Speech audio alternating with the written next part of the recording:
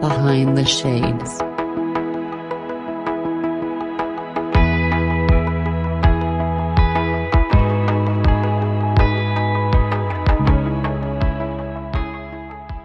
Right? Like I had the identity that I was stupid since I was 8 years old.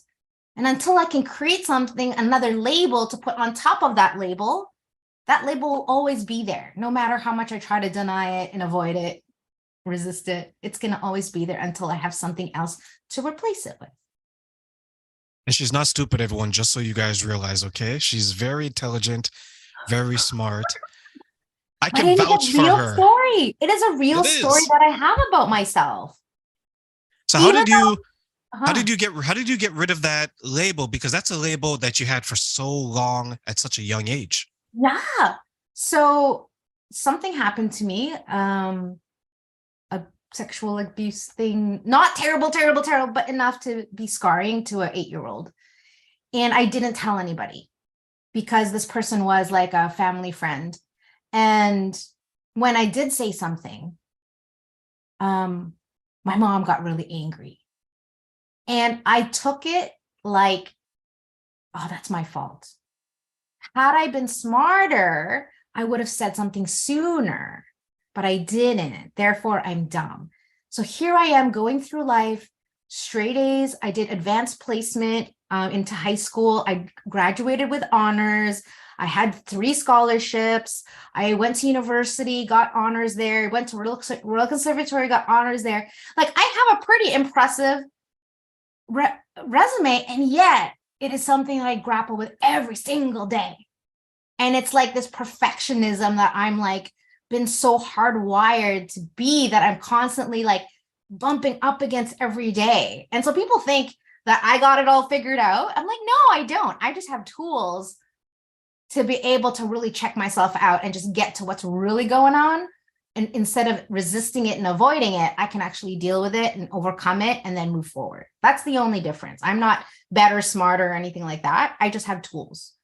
But yeah, it is a tough one. And so you have to, for me, it's always being in action. Right? Because I think when we get fear, we're going to stop and we get paralyzed and we just do nothing. And I just want to let people know this is in the context of my business.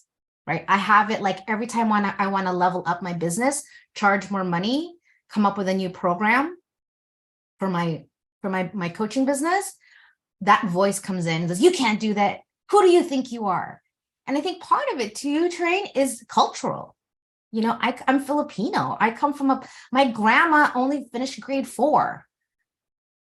She worked in a cigarette factory. You know, my mom came to Canada 2 years before I was born with $500 in her pocket, and she was a nanny.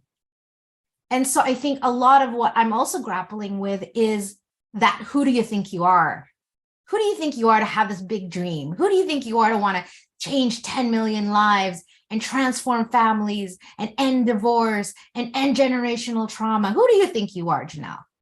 That's what wow, I'm getting really vulnerable really fast here, but that is my thing that I grapple with every single day. But that's also what pushes me to show up differently every single day and to be willing to be humble enough to fail and be okay with that and see it as actual an opportunity to lesson instead of going into wow, woe is me.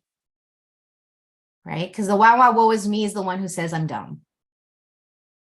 Well, you've come so far. And I think for those who come from parents that are immigrants, you sometimes look at your parents and you say, is that subconsciously now?